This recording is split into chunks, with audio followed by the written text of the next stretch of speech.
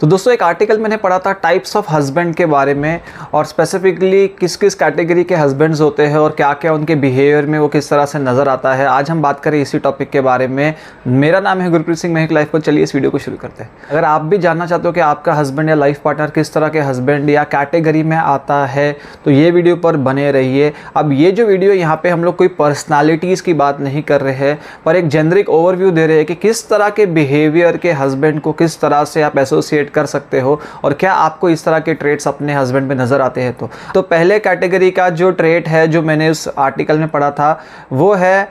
Bachelor husband. तो जैसे आप नाम देख रहे हो, बैचलर हस्बैंड का मतलब है कि मैरिज हो गई है उस पर्सन की, पर अभी भी वो थोड़ा सा इमेच्योरली बिहेव करता है, या वो डिसीजंस जो लेता है वो अपने आप से लेता है, अपनी वाइफ को कंसल्ट करके नहीं लेता है। अब इसका मतलब ये नहीं कि वाइफ की परमिशन से नहीं लेता है, वाइफ को कंसल्ट करके का मतलब है कि जब आप दोनों कपल्स होते हो तो लाइफ के जो इंपॉर्टेंट डिसीजंस है उसमें दोनों का योगदान होना ज़रूरी है। इस तरह का हस्बैंड जो होता है वो मैरिड लाइफ में बहुत ज़्यादा सीरियस नहीं होता है, वो मे बी करियर ओरिएंटेड ज़्यादा हो सकता है, या अपने फ्रेंड्स के साथ ही बहुत ज़्यादा हैंग आउट करता है। एज अ फैमिली उसे फैमिली मैरिड लाइफ के अंदर इतना इंटरेस्ट नहीं होता। अभी भी वो यही सोच रहा है कि वो मैरिड नहीं है, शायद उसे मैरिज करनी ही नहीं थी, या उसे लग रहा है कि जो मैरिड लाइफ है उसके लिए नहीं है, पर उसे वो बैचलर वाली फीलिंग कॉन्स्टेंटली आती रहती है और ये वाइफ को बहुत बार बहुत ज़्यादा इरिटेट कर सकती है। दूसरा टाइप का जो हस्बैंड मैंने पढ़ा वो है एसिडिक हस्बैंड। हमेशा एसिड की तरह गर्म मिजाज का रहता है, बहुत ज़्यादा मूडी होता है, बहुत ज़्यादा एंगर होता है, बहुत ज़्यादा रूड वर्ड्स बोलता है, हमेशा गुस्सा करता रहता है,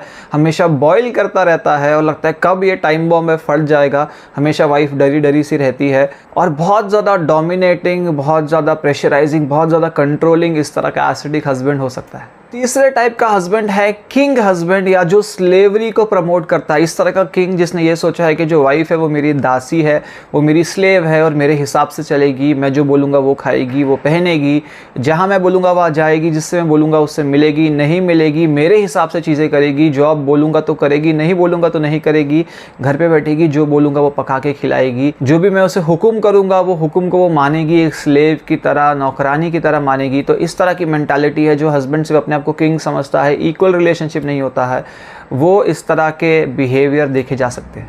चौथा टाइप का हस्बैंड जो मैंने पढ़ा है वो है जनरल हस्बैंड या सार्वजनिक हस्बैंड। ये हस्बैंड सिर्फ अपनी वाइफ का हस्बैंड नहीं है, पर बहुत सारी दूसरे लोगों की वाइफ का भी हस्बैंड है, या उन्हें भी गिफ्ट देता है, उन्हें भी ट्रीट पर लेके जाता है, उन्हें भी डेट पर लेके जाता है, उन्हें भी इक्वल इंपॉर्टेंस देता है, वाइफ को भी इंपॉर्टेंस दे रहा है, उनको भी इंपॉर्टेंस दे रहा है। बहुत सारी उसकी गर्लफ्रेंड्स अभी भी है। तो इस तरह का जो सार्वजनिक हस्बैंड है ये वाइफ की आंखों में बहुत ज़्यादा चुभता है और वाइफ को बहुत ज़्यादा इनसिक्योर कर सकता है, या वाइफ कॉन्स्टेंटली जेलेसी में रह सकती है, या वाइफ को बहुत ज़्यादा सेकेंड क्लास सिटीजन की फीलिंग आ सकती है, या वाइफ को ऐसा लग सकता है कि उसकी नीड्स की तरफ बिल्कुल भी ध्यान नहीं दिया जा रहा है। फिफ्थ टाइप का हस्बैंड जो देखा जाता है उसे बोल सकते हैं ड्राई हस्बैंड, एकदम रूखा सूखा,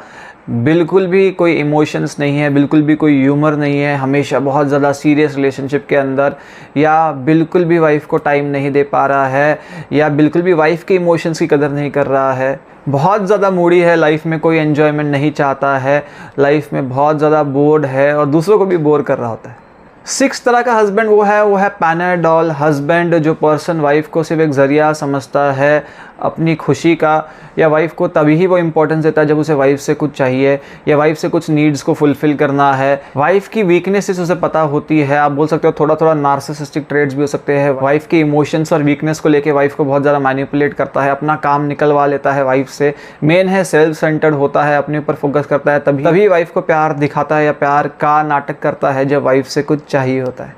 सेकेंड तरह का हस्बैंड है पैरासाइट हस्बैंड, जो एक लीच की तरह वाइफ को यूज़ कर रहा होता है, खासकर फाइनेंशियली यूज़ कर रहा होता है, खुद फाइनेंशियली कंट्रीब्यूट नहीं कर रहा होता है, कोई फाइनेंशियल रिस्पॉन्सिबिलिटी नहीं ले रहा होता है, हाउस होल्ड रिस्पॉन्सिबिलिटी नहीं ले रहा होता है, और वाइफ की मनी को यूज़ करता है अपनी मनी समझ के, और वाइफ की मनी को बाहर किसी और पे भी इस्तेमाल किया जाता है,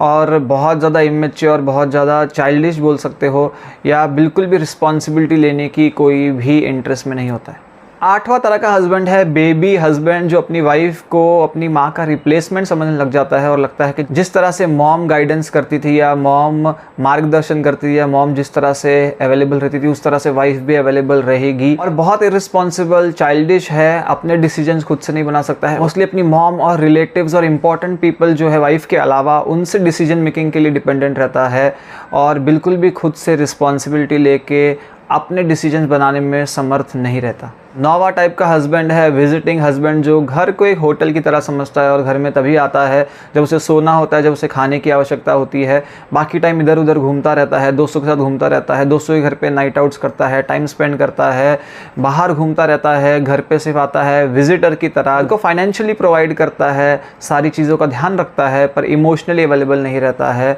बिल्कुल भी घर से डिटैच रहता है, इस तरह का विजिटिंग हस्बैंड।